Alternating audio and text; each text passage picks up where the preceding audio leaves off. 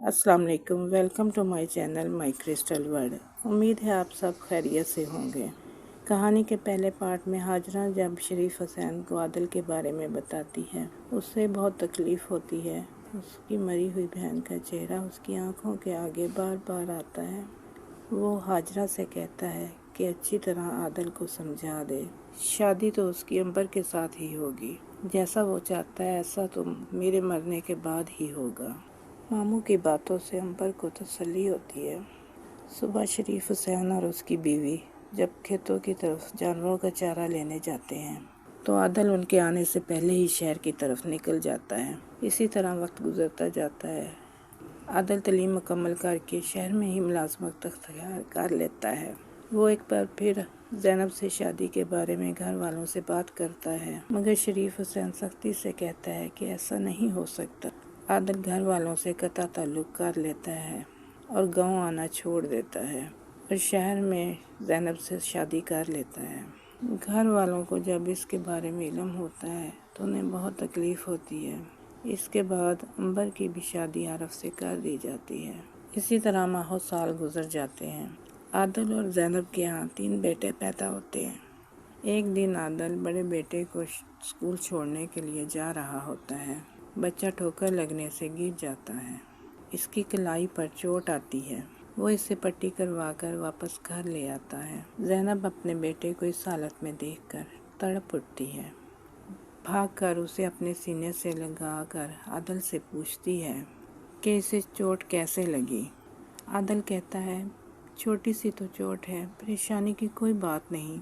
वो अपने बेटे को प्यार से उठाकर कुर्सी पर खड़े करते हुए कहता है, ये देखो इसे तो कुछ नहीं हुआ, ये मेरा शेर बेटा है।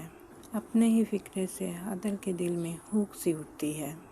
उसे अपने अम्मा अब्बा के लाड याद आ जाते हैं। वो भी इसी तरह इसकी तकलीफ़ में तड़प उठते थे। इसका बाप भी इसे मेरा शेर पुत्र कहता था। सब पुरानी बातें याद करके आदिल की आंखों में आंसू आ जाते हैं। ज़ैनब जब उसकी तरफ देखती है तो परेशान हो जाती है और पूछती है, खैरियत है, आपको क्या हुआ? आदिल ठंडी सांस भर कर सोफे पर बैठते हुए कहता है, मुझे मेरे माँ बाप याद आ रहे हैं, वो भी मुझसे इसी तरह लाड करते थे। ज़ैनब इसके कंधे पर हाथ रखते हुए कहती है, तो क्या हुआ, हम उनसे मिल आते हैं, पोतों को देखकर खुश हो जाएंगे और आपको भी माफ़ कर देंगे। आदिल कहता है, मैं दफ्तर से छुट्टियां ले लेता हूँ, तुम भी बच्चों के साथ तैयारी कर लो। अगले दिन ही आदिल दफ्तर से छुट्टी ले आता है। वो ट्रेन में बैठकर गांव की तरफ रवाना हो जाते हैं। कच्चे मकान का बड़ा सा लकड़ी का दरवाज़ा खुलता है तो सामने अंबर खड़ी होती है, बिल्कुल वैसी ही मगर थोड़ी सी मोटी, जो फटी हुई हैरान आँखों से आदिल को देखती है। आदिल ने ज़ैनब को अंबर के बारे में सब बताया था। ज़ैनब गला साफ करते हुए मुस्कुरा कर अंबर से कहती है, अंदर नहीं आने दोगी? अंबर चौंक कर ज़ैनब को खाली नज़रों से देखते हुए पीछे हट गई। वो सब घर के अंदर आ गए। सामने बरामदे में माँ को चारपाई पर देखकर आदिल उसकी तरफ लपकता है। माँ को बाजुओं में भरकर रोने लगता है। माँ भी सिसकियाँ लेते हुए उसका मुंह चूमती है। इन चंद सालों में वो बहुत बूढ़ी लगने लगी थी। कुछ देर बाद जब ये तूफ़ान थमा तो आदिल ने माँ से पूछा कि अब्बा कहाँ हैं। खुशी और गम की मिली जुली कैफियत में हाजरा के मुंह से अल्फाज ना निकल पाए। वो भागकर कमरे में गया और फिर बैठक में। वहाँ उसे अब्बा नज़र नहीं आया और ना ही उसका हुक्का। आदिल बैठक से निकला तो उसने देखा बाहर के दरवाजे से आदिल अंदर दाखिल हुआ।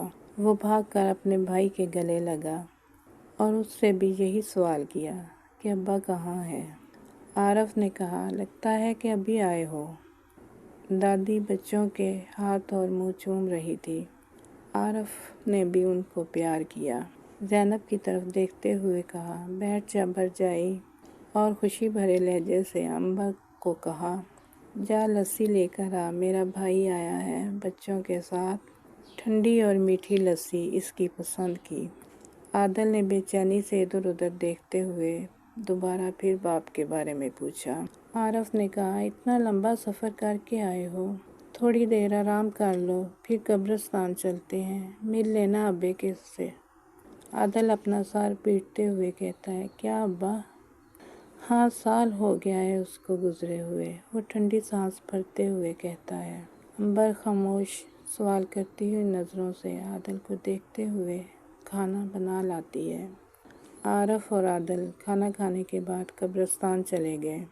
हाजरा ने अंबर से कहा, ज़ैनब को कमरे में ले जाओ ताकि वो और बच्चे आराम कर लें। दोस्तों, कहानी के बाकी हिस्से के लिए